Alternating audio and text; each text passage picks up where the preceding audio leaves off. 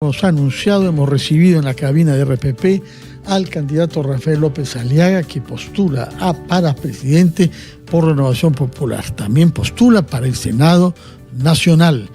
Yo quería preguntarle, antes de entrar en algunos temas específicos de contenido, ¿qué es lo que ha aprendido usted durante las semanas y meses que ha vivido en campaña? Por cierto, que usted ha ido con su programa, tiene una formación política y una línea.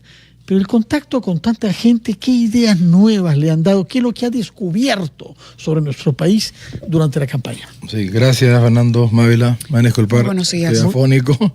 He tenido cuatro cierres de campaña en un solo día. Bueno, mira, ¿sabes lo que es más que descubierto? Es reafirmado, ¿no?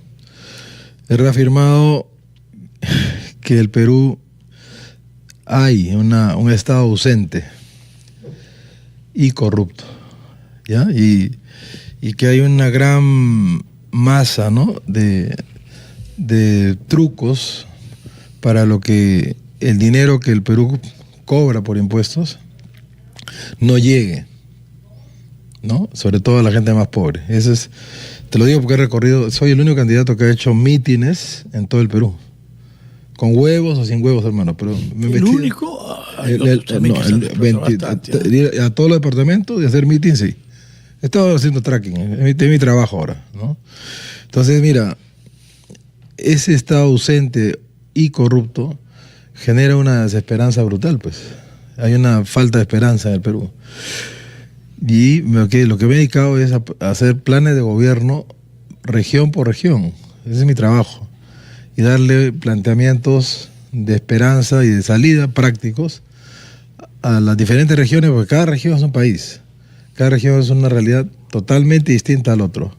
Entonces, en algunos, el tema de seguridad ciudadana, ¿no? Por ejemplo, capturar en flagrancia a un delincuente, tener juez militar, es necesario, es vital, porque no tenemos justicia, ¿no? La fiscalía libera a los presos. Entonces, el tema de tener mano dura, y eso me sorprende mucho de algún candidato que dice abrazos y no balazos, ¿no? Pero si le tocaras a una hija o un hijo, Dios no quiera, ¿no? Abrazos y no balazos, te apuesto que no sería. Es abrazos y no balazos para el hijo del otro, ¿no? Pero no abrazos y balazos para tu propio hijo, ¿no? De la campaña de 2021 a esta campaña electoral, usted ha participado en las dos. ¿Cuáles son los temas que ha sentido? Discúlpame, porque tengo la municipal también. También la municipal, pero por eso, apelando a esa experiencia y al ajuste, porque uno parte con una visión del país que se va transformando.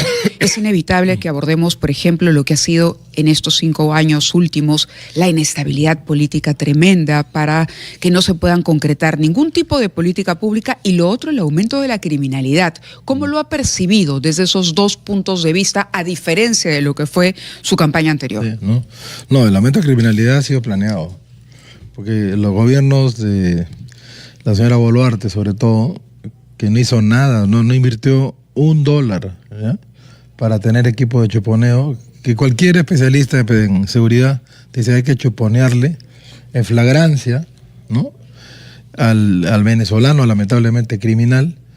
Hay que chuponearlo, capturarlo en flagrancia y llevarlo a un juez o un fiscal sin rostro, militar, porque estamos en guerra. Se está pidiendo a la gente más pobre 5 soles, 10 soles, 15 soles de cupo diario. Entonces eso la señora Boluarte y antes el señor Castillo no ha hecho absolutamente nada más que derivar ese dinero a Petroperú, ¿no? Entonces ese es el gran drama que se ha ido cultivando, llegamos a una foto muy crispada, ¿no? De 11 muertos, ustedes lo reportan, 11 muertos por día, 10 muertos por día, y eso el Perú sangra, pues, ¿no? Entonces, ese tema no se ha combatido porque no se ha querido combatir, así de claro. Entonces, un gobierno responsable tiene que empezar por eso, ¿no? Pero con lo que he escuchado, 3 candidatos en el debate, abrazos y no balazos tipo México, tipo el problemón que tiene México con esa política. Pero hay balazos ahí, ¿eh? Balazos y narcotraficantes colgando a la gente en los puentes, ¿no? O sea, no, esa política, el ejército mexicano hace lo que puede, pero si la cabeza no actúa, están peor que acá, muy mucho peor. ¿Y qué autocrítica hace, habiendo contado con una bancada en el Parlamento, justamente de la participación de Renovación Popular en los últimos 5 años? Porque es cierto, el deterioro se ha acentuado, es innegable que la inseguridad ha llegado a niveles que, caramba, no veíamos desde hace cuánto. Se compara mucho lo que Sendero vivimos Luminoso. con la época Sendero, de Sendero Sendero Luminoso, pero estamos hablando es de un fenómenos diferentes con una agresividad que va creciendo en este No, caso. te diría que este peor, ¿ah? Porque esto es a la luz del público, a pleno día. El terrorista ideológico, MRTA, Sendero Luminoso, por lo menos se escondía, ¿no? No sabías quién era, se escondía en el segundo piso con una bailarina. Era una lógica distinta. Acá no, es un terrorista tropical, que no le importa, celebra, mata y luego celebra. Y la gente está horrorizada, ¿no? Alrededor de este delincuente, ¿no? O sea, sobre todo corrompe. Mientras que Sendero y el MRTA podían difícilmente corromper, no podían, estaban escondidos. Esto sí. Esto no, es que no podían corromper. No, de acuerdo, no podían corromper porque estaban ocultos. Pero acá no. Aquí pero además había una capacidad, hay ahora una capacidad económica, mueven los extorsionadores, acumulan millones que luego entran al sistema formal y se lavan. Hace poco hemos conocido la cantidad de información que hay, no sé, casinos, inversiones diversas en las que se lava muchísimo dinero. La captura de una banda recientemente que operaba en el Cono Norte y en Lima Norte y Lima Este demuestra que son estructuras complejas. Desde ese punto de vista se critica mucho al Parlamento por lo que se ha denominado un paquete de leyes pro crimen. ¿Cómo observa usted esa crítica que se hace al Parlamento? Mira, aquí vamos al tema de fondo, ¿no? O sea, aquí la gente que ha creado este problema es la que ahora habla de crimen, de leyes pro crimen, pero yo quisiera un debate, ¿no? Entre la señora Pérez Tello y un penalista conocido, cualquiera, que le han retado varias veces a hablar de estas cosas y se corre, pues, ¿no? Para estas cosas pongamos un especialista a ver qué ley es pro crimen, qué no es pro crimen, pero cuando se le plantea un debate abierto, se corre. Entonces, yo te diría que una ley para mí es pro crimen, la ley Soto. Claramente. Sobre prescripción. No, esa cosa que se sacó con nombre propio el señor Soto de Alianza para el Progreso, ahí sí yo noto claramente. Yo distingo, no siendo abogado, esa ley. Pero más no veo, francamente, pero no es mi tema. Tendría que tener un especialista, como Nakazaki, ponte, ¿no? Que discuta, ¿no? De especialista a especialista, pero yo creo que acá no. Acá el tema es que, por lo menos con la señora Boluarte, a mí me consta como ex alcalde de Lima, me consta de haberle dicho 5 veces: señora, $1.000 millones para tener centrales de chuponeo legal, declare usted, ¿no?, objetivo militar a los cabecillas Tren de Aragua en Perú, vamos a hacer las cárceles en la selva. Se lo he puesto por escrito. Capturar a una persona mucho más ubicable, probablemente, como es Cerrón. Y eso no es solamente la señora Boluarte, sino sus 2 sucesores también. Es la misma vaina, pues. O sea, la señora Boluarte es la continuidad, ¿no?, camuflada de la misma izquierda de Pedro Castillo. Aunque que quieran negarlo o no negarlo, pero es la misma vaina, es el mismo objetivo: crear terror, que él lo lograba. ¿Debimos ir a elecciones cuando Castillo acometió este golpe de Estado? Nuestro planteamiento era que se vayan todos en ese momento, ¿no? Pero no hubo los votos, pues. No había los votos. Pero... Elecciones generales que no fueran solo para presidente, sino implicaba eso también recomponer el Congreso. Es decir, elecciones generales. Usted hace esa lectura ahora. En el caso mío, sí, pero ya... Ahorita ya. No, yo lo sé, pero es importante leer el pasado para no repetir los errores en el futuro, digo. Eres el patrón del mal ahí.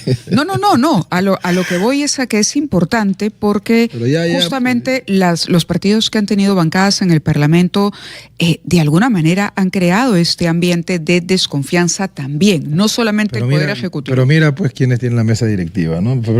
Renovación Popular fue aislada de la mesa directiva, y es un hecho comprobable, desde arranque, ¿no? Prefirieron pactar, ¿no? La señora Fujimori, ¿no? Prefirió pactar con Perú Libre a tener a Renovación Popular en la mesa directiva para tener una salida, ¿no?, democrática. ¿Qué pasó con la derecha?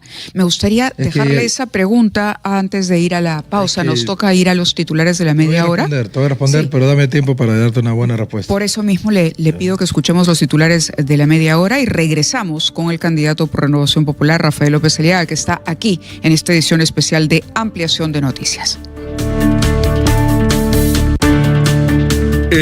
No vote. De un Perú mejor, Rafael López Aliaga, en ti confiamos hoy, porque es la esperanza, lo sabe el Perú.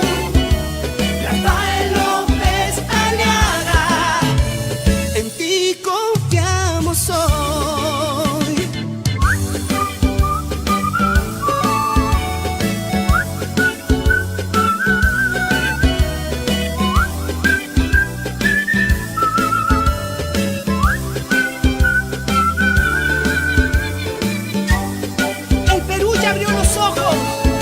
Una nueva patria está por nacer.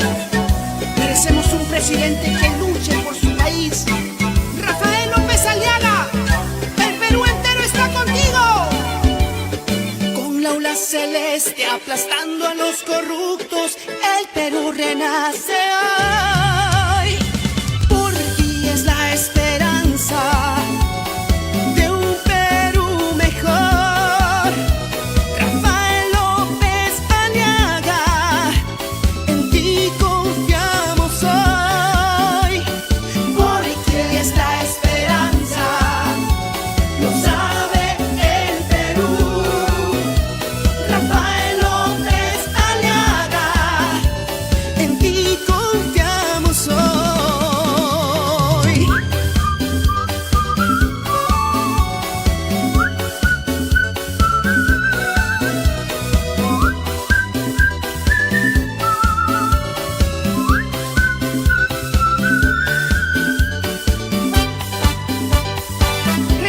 Popular, la ola celeste es nuestra esperanza.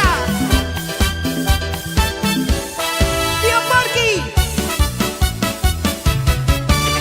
Eso es todo, amigos.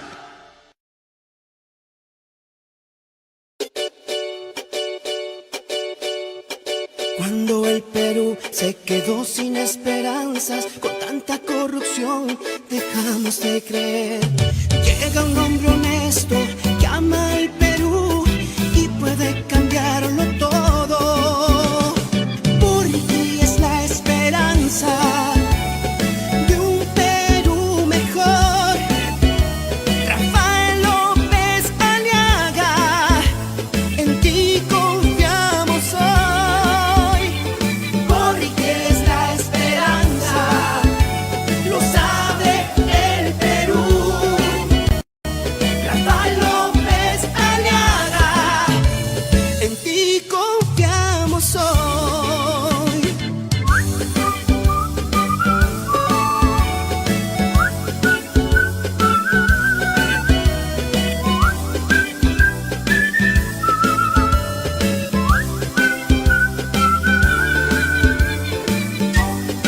El Perú ya abrió los ojos, una nueva patria está por nacer. Merecemos un presidente que luche por su país. Rafael López Aliaga, el Perú entero está contigo. Con la aula celeste aplastando a los corruptos, el Perú renace hoy. De un Perú mejor, Rafael López Aliaga, en ti confiamos hoy. Porque es la esperanza, lo sabe el Perú. Rafael López Aliaga, en ti confiamos hoy.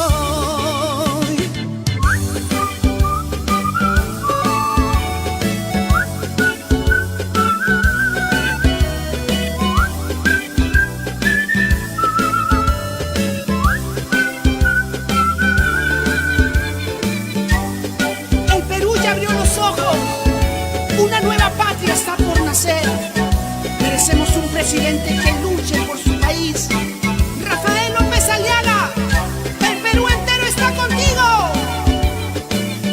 ola celeste aplastando a los corruptos, el Perú renace hoy. Por ti es la esperanza de un Perú mejor. Rafael López Aliaga, en ti confiamos hoy. Por ti es la esperanza, lo sabe el Perú. Rafael López Aliaga, en ti confiamos hoy.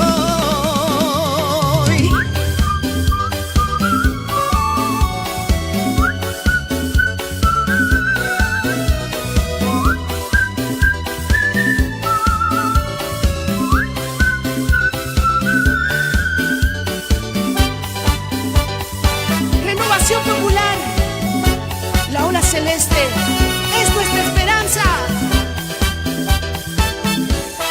Tío Porky. Eso es todo, amigos.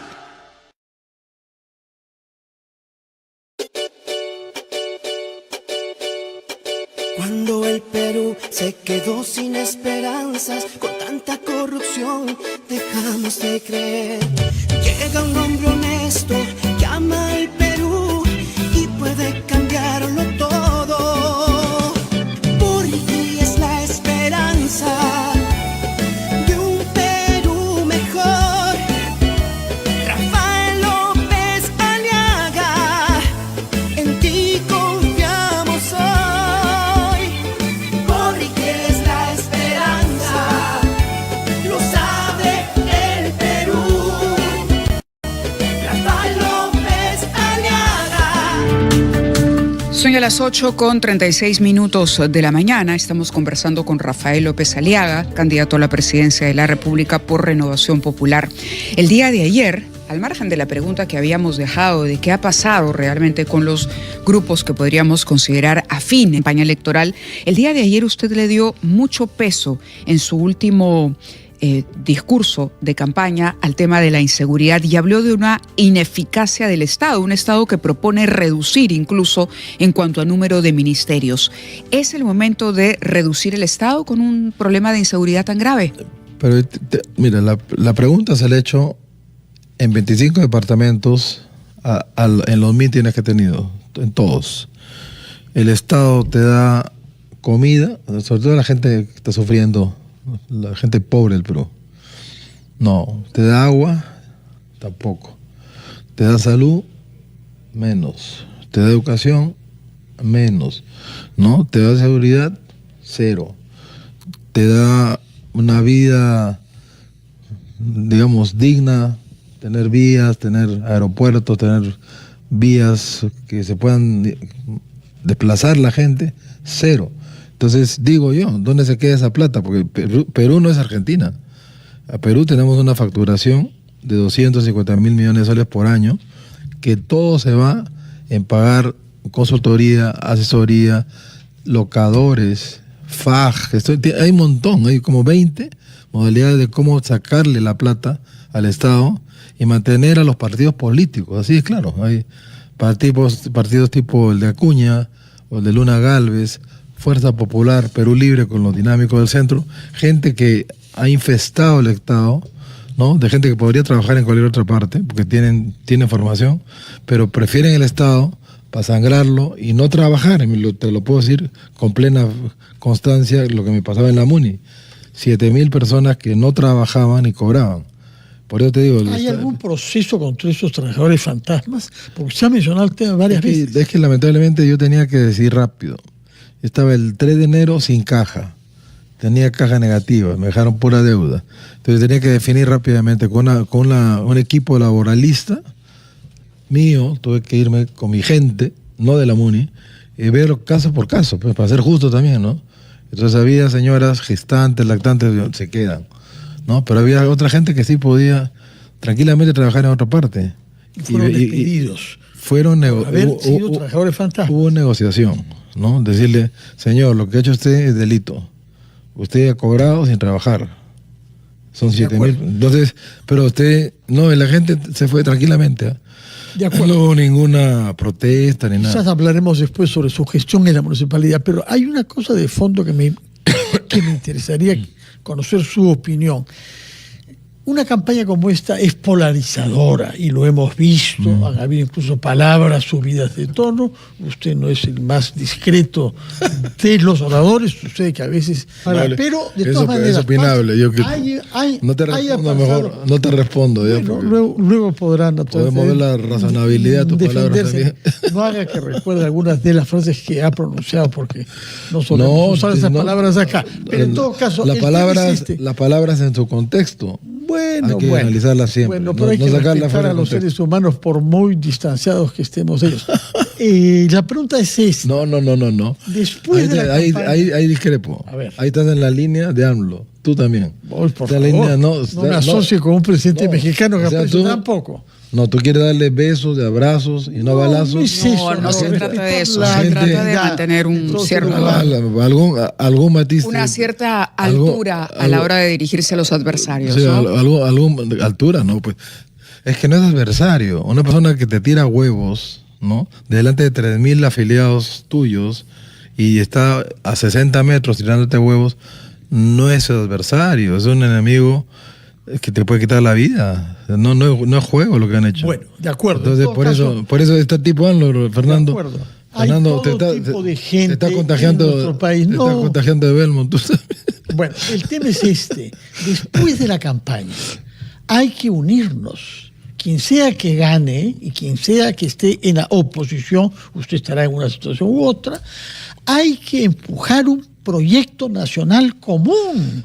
No podemos seguir... Pero veamos, ¿no? Es que veamos... ¿Qué gestos cree usted que puede hacer después de la campaña? Pero veamos, pues, porque seguir con la misma chifladura, ¿no? De un Estado ausente, corrupto, que ha sido lo que es lo que está sufriendo, ¿no? La gente más pobre del Perú, que estamos hablando de 14 millones de personas, ¿ah?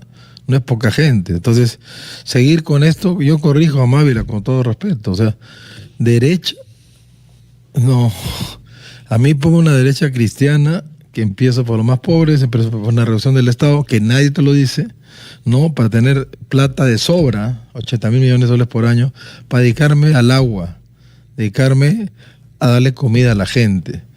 Y con un sistema más fácil, ¿eh? Que te lo comenté, las mamás en todo el Perú, darle el alimento que compra el Estado, ¿no? Como desde la chacra al colegio, el colegio comedor, y la mamá cocinando, y te aseguro que lo hace mejor que un burócrata. O sea, hay que hacer cosas simples, comprar en el mismo lugar al campesino y llevar esa producción, ¿no? Alimentaria a la mamá que guarden la comida, la cocinen. Entonces sentido... son 4 soluciones fáciles que estoy proponiendo. Sí, pero el sentido de la pregunta iba a que ya no podemos continuar realmente, a ver, velando cada quien por los intereses particulares, sino tratar de empujar. No lo digo por usted. ¿Qué interés particular, mamá? Escuche el contexto de... No, pero estoy hablando en un del congreso interés común. Claro, por eso, en un congreso fragmentado, donde no todo el mundo va a coincidir necesariamente, ¿por qué no poner determinados temas? ¿Estaría usted dispuesto, por ejemplo, a sentarse a una mesa multipartidaria para discutir temas claves, es decir, con el gobierno que vaya a ser elegido, sea usted o sea otro candidato? Mira, te quiero hacer recordar algo. El único candidato que salió con su plata, ¿no?, a defender la democracia, después de las elecciones truchas, en mi opinión, te lo voy a decir, pero yo sé que tú discrepas, ¿no? Pero en mi opinión, 2021 fue un robo del señor Corbeto a mano armada, ¿ya? Te lo digo claramente. Pero digo, ojalá pues que haya un cambio de actitud, ¿no? Y un cambio profundo, real, ¿no? De distribuir el dinero que se factura, que es bastante plata, no dárselo pues a una burocracia dorada, no dárselo pues a gente que no trabaja, y por ejemplo Minsa o Salud sacar a toda la gente que está metiendo a cuña. Rafael, si me permite hacer una reflexión, lo pongo en otro escenario. Es que tiene que ver, si tú ves claramente un cambio del status quo actual, que permiten que este Estado lleve a 20 años con partidos que están siempre. La fragmentación en el Perú nos ha llevado a una elección de 35 candidatos. Creada por la caviarada. Correcto, pero quien pase, ok, esa es su opinión, nosotros podemos discrepar sobre eso, pero el punto es que estamos frente a ese hecho. Quienes pasen a la segunda vuelta van a pasar con porcentajes igual. Son porcentajes menores. Se va a necesitar construir alianzas. A eso vamos. Con 35 candidatos, alianzas no vamos a tener un triunfo en primera vuelta, ¿correcto? Alianzas no, consenso sí. Pero más allá del tema de las, si no lo quiere ver como alianzas, a lo que voy a ¿qué propuestas cree que se puede impulsar y que pueden contar con el consenso para ser ejecutables? Consenso, a eso voy. No, porque quiero corregirte porque usted es más técnico, ¿eh? Tú no puedes decir alianza y consenso como si fuera lo mismo, ¿no? Consenso, sí, pero partiendo de temas básicos. Por eso, ¿qué temas pueden generar consenso? Por ejemplo, reducción del Estado, ¿no? Reducción de las formas de robarse el dinero del Estado, ¿no? En diferentes maneras y formas, como mencionado, consultoría, asesoría, terceros, locadores. Eso tiene que desaparecer. Tiene que tercerizar procesos. Por ejemplo, si a una persona que pide una licencia le haces pasar 8 años y coimas para que obtenga una licencia, eso tiene que desaparecer. Tienes que tener empresas grandes del mundo que te den la cara. Por ejemplo, un KPMG, porque el tema es bien de fondo. El Estado es pésimo gerente, ¿ya? El Estado no me sirve a mí como gerente. Pongamos terceros que si se cae un techo, por ejemplo, en Trujillo y mata gente, me responda a mí SGS, por darte un nombre, ¿no? Me responda cómo firmaron una certificación de calidad sabiendo que no había el acero suficiente o el techo estaba mal diseñado. Tiene que haber un tercero. Tú pones un burócrata y te va a firmar cualquier cosa. De acuerdo, tenemos que ir a una pausa, Rafael López Aliaga, después de la cual yo quisiera que nos hable qué propuestas tiene usted para resolver el problema de la minería informal y la minería ilegal en nuestro país. Se dice que hay algunos miembros en sus listas parlamentarias que son reinfo. Por otra parte, hemos visto que el día de ayer se ha notificado que se retrocede respecto a la autorización dada para que se inicie el proceso de Tía María. ¿Qué está pasando con la minería formal en el Perú? ¿Y qué está pasando con otras formas de minería? ¿Y qué propone su partido para eso? Porque eso nos permitirá hablar sobre el tema de fondo, que es el crecimiento económico, sobre los recursos que tenemos, entre los cuales destacan los recursos minerales. Primero vamos a la pausa y escucharemos a Rafael López Aliaga hablando sobre minería en el Perú. No vote. De un Perú mejor, Rafael López Aliaga, en ti confiamos hoy, porque es la esperanza, lo sabe el Perú. Rafael López Aliaga, en ti confiamos hoy.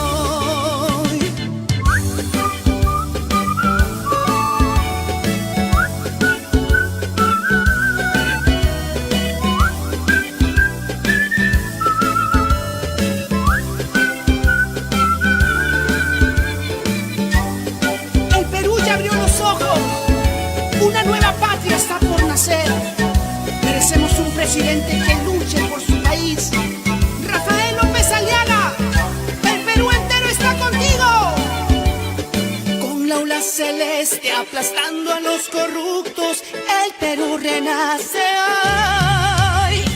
Por ti es la esperanza de un Perú mejor.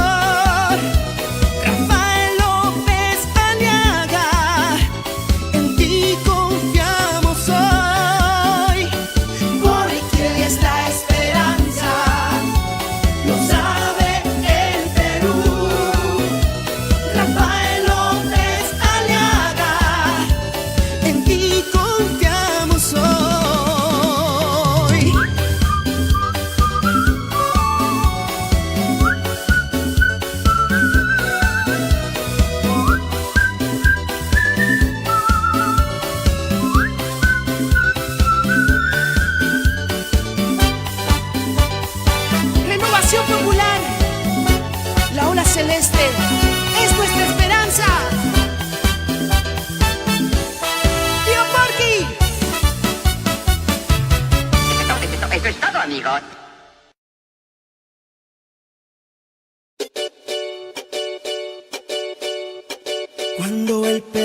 se quedó sin esperanzas. Con tanta corrupción dejamos de creer.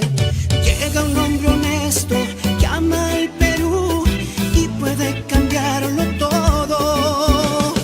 Porque es la esperanza de un Perú mejor. Rafael López Aliaga, en ti confiamos hoy. Porque es la esperanza, lo sabe el Perú. Rafael López Aliaga, en ti confiamos hoy.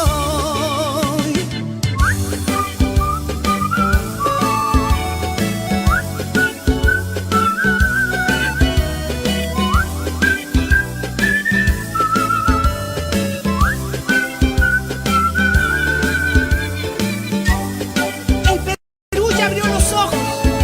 Una nueva patria está por nacer. Merecemos un presidente que luche por su país. Rafael López Aliaga, el Perú entero está contigo. Con la aula celeste aplastando a los corruptos, el Perú renace hoy. De un Perú mejor. Rafael López Aliaga, en ti confiamos hoy. Porque es la esperanza, lo sabe el Perú. Rafael López Aliaga, en ti confiamos hoy.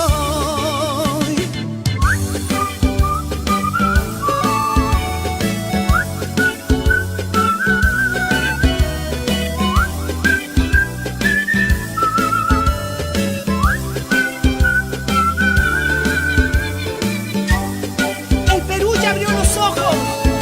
Una nueva patria está por nacer. Merecemos un presidente que luche por su país. Rafael López Aliaga, el Perú entero está contigo. Son las 8:51, estamos conversando con el candidato Rafael López Aliaga, que postula a la presidencia por Renovación Popular y al Senado también por ese partido. Y le habíamos dejado planteada la pregunta relativa a la minería en el Perú. ¿Qué ha pasado con el caso Tía María, que se ha retrocedido súbitamente, según hemos tomado conocimiento ayer? ¿Y cómo resolvería usted el problema de los mineros informales que quieran formalizarse para separarlos claramente y para poder combatir con energía algo que no se viene haciendo con éxito contra la minería ilegal? Mira, te pongo por etapas rápidas, ¿ya? Primero es militarizar la Pampa, ¿ya? Tener régimen militar en la Pampa, por excepción, y Patás, son los dos focos más fuertes de minería ilegal, con lo que eso conlleva, ¿no? Abuso de menores, prostitución de menores, tala ilegal, lavado de activos, son zonas peligrosísimas, ¿ya? Entonces tiene que haber una intervención militar que no existe ahora. Yo he estado en La Pampa, he estado también, ¿no? En Patás no hay. Pasan los químicos, pasa todos los minerales, sin control ninguno, ¿eh? No hay ninguna presencia militar ni policial. Tema 1. Tema 2. ¿Qué hizo Chile? Chile en el año 60 tenía este problema.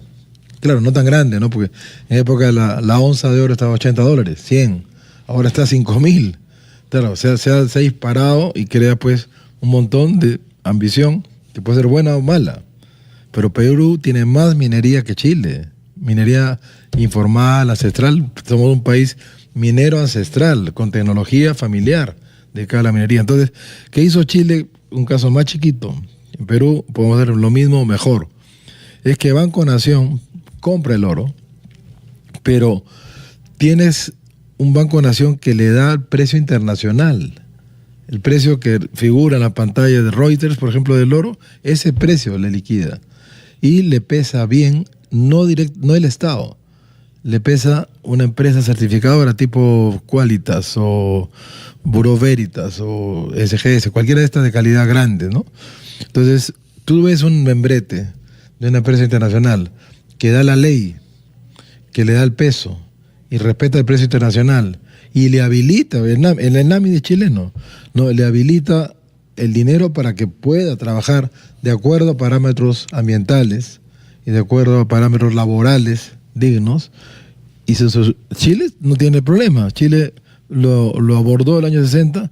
Yo he estudiado muchísimo el fenómeno chileno de formalización de lo informal a través de NAMI.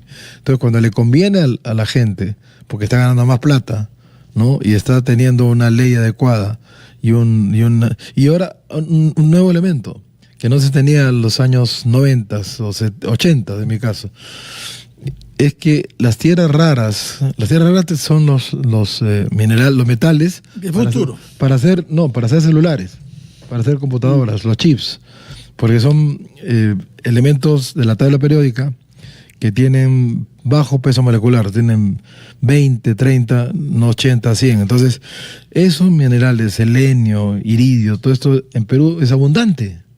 Y estamos exportando sin que nadie diga nada. Nadie está cuantificando el valor de las tierras raras, ¿no? En Perú.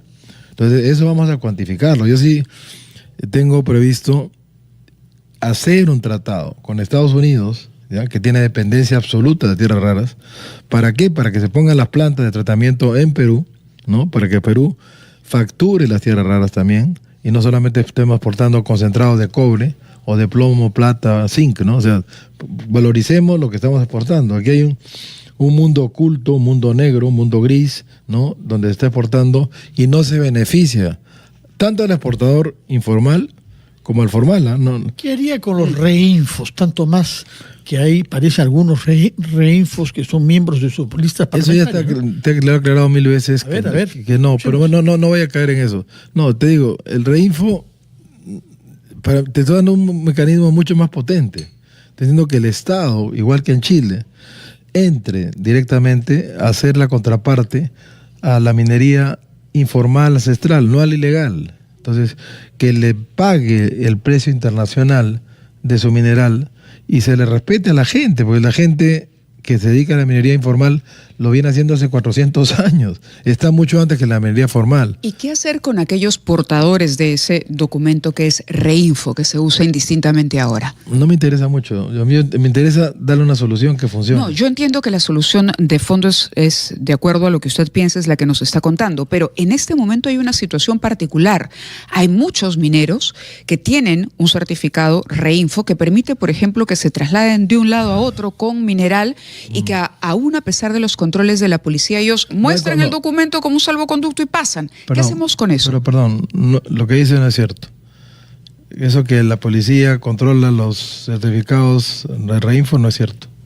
Estaba en la zona, vengo de recorrer todo el país, lo he dicho al principio. ¿No es el Reinfo actualmente un paraguas para la minería ilegal? No hay nadie controlando, Mávila. Ah, es peor entonces. Peor, o sea, la ley tiene que ser casi una copia mejorada y adaptada a Perú del sistema chileno que funciona, que es que el Estado entra, ¿no? Y la minería formal que tampoco no haga tanto ruido, ¿no? Que nos dejen trabajar. O sea, sí, claro, pues. Llegamos al fin, señor López Aliaga, al fin de nuestra conversación. ¿Cómo resumiría usted el compromiso que toma con el Perú en su diversidad? No solamente los que van a votar cuando gobierna el resto también por diferentes ideas que tenga a las suyas. Mira, el tema es que sí hay plata, para empezar.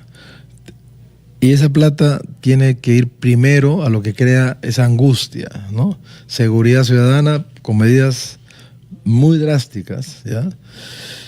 Que ya las he explicado al principio, que es capturar con tecnología, meter $1.000 millones y darle tecnología a la policía que ya venció a Sendero Luminoso en Marratea. Esa misma policía ya tiene inteligencia, pero entonces no estamos empezando de cero.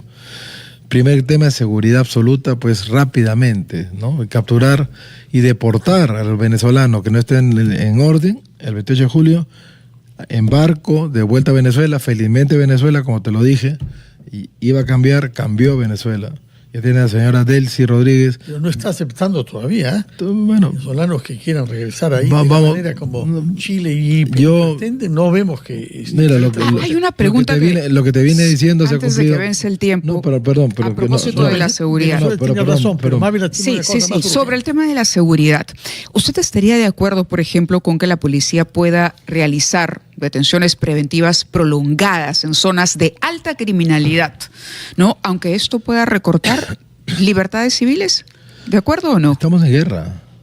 En guerra, para mí, una persona que crea extorsión y sicariato es objetivo militar. Y Estados Unidos está buscando a esta gente en Perú y falta un tratado muy rápido de firmar, ¿eh? De extracción, igual que Maduro, extracción del cabecilla del Tren de Aragua. Solamente que este gobierno, que es de izquierda clarísima, el señor Balcázar es continuidad de señora Boluarte y Castillo, no le da la gana, pues, de darle una solución. Entonces, te digo, yendo al tema de fondo, el tema de fondo es solucionar de una buena vez el agua, ¿ya? Con agua de emergencia o agua continua, pero el agua es un tema que es crucial en Perú. Tema 1. Tema 2. Hospitales solidarios en cada capital de provincia para solucionar el tema de salud, porque la gente se muere por culpa de esta gente ligada al señor Acuña. MINSA no funciona, en salud no funciona. Pero quiero terminar porque la pregunta me ha sido así para que rematen los puntos fundamentales. El tema 3, educación, tablet, internet para cada niño, para cada joven, tener servicio militar voluntario, pagado, para no tener los colegios comedores, para tener la compra que se hace de producto del agro directamente, de la chacra al colegio. Entonces, vamos le dando esperanza a la gente. El problema de Perú es que ha perdido la esperanza por un Estado corrupto y ausente. Nos quedamos entonces con esa frase como central: el problema del Perú es que ha perdido la esperanza a causa de un Estado corrupto y ausente. Retenemos políticos que son parte del problema. De acuerdo. Muchas gracias por haber estado con nosotros. No, gracias a ustedes. Gracias, muy buenos días. Estoy sin voz, pero mira, estoy acá. Muchas Bien, gracias. Gracias. Y Mavi la sabes de eso. Sabemos. Sabe por lo que sabemos. 9:01. Vamos al gran resumen de la hora y regresamos.